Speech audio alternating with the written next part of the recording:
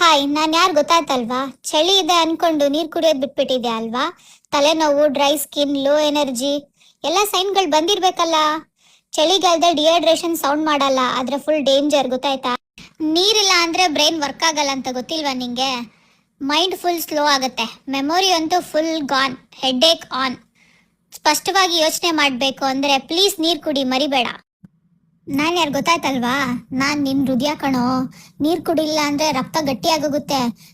ನಾನ್ ಜೀವಂತವಾಗಿಡ್ಬೇಕು ಅಂದ್ರೆ ನಾನು ಹೆಚ್ಚು ಕೆಲಸ ಮಾಡ್ಬೇಕಾಗತ್ತೆ. ಅದಕ್ಕೆ ಪ್ಲೀಸ್ ಚೆನ್ನಾಗಿ ನೀರ್ ಕುಡಿ, ನನ್ ಒತ್ತಡ ಕಮ್ಮಿ ಮಾಡು. ನಾನು ನಿಮ್ ಚರ್ಮ ಕ್ರೀಮ್ ಹಚ್ಚಿದ್ರೆ ಮಾತ್ರ ಸಾಕಾಗಲ್ಲ, ನೀರ್ ಕಮ್ಮಿ ಕುಡಿದ್ರೆ ಚರ್ಮ ಒಣಗೋಗುತ್ತೆ, ಉರಿ ಬರುತ್ತೆ, ಬೇಗ ವಯಸ್ಸಾಗಿ ಕಾಣುತ್ತೆ. ನೆನ್ಪಿಟ್ಕೊಳ್ಳಿ, ನಿಜವಾದ ಸ್ಕಿನ್ ಹೈಡ್ರೇಷನ್ ಒಳಗಿಂದಾನೇ ಶುರು ಆಗೋದು. ನಾವು ನಿಮ್ ಕಿಡ್ನೀಸ್ ಕಂಡ್ರು ನೀರ್ ಕಡಿಮೆ ಆದ್ರೆ ಟಾಕ್ಸಿನ್ ಜಾಸ್ತಿ ಆಗುತ್ತೆ, ಸ್ಟೋನ್ ಫಾರ್ಮೇಶನ್ ಆಗೋಗುತ್ತೆ, ಸೈಲೆಂಟ್ ಆಗಿ ಬಾಡಿ ಫುಲ್ ಡ್ಯಾಮೇಜ್ ಆಗೋಗುತ್ತೆ. ನೀರ್ ಚೆನ್ನಾಗಿ ಕುಡೀರಿ, ಇಲ್ಲ ಅಂದ್ರೆ ಒಂದಿನ ತುಂಬಾ ಸಫರ್ ಮಾಡ್ತೀರಾ.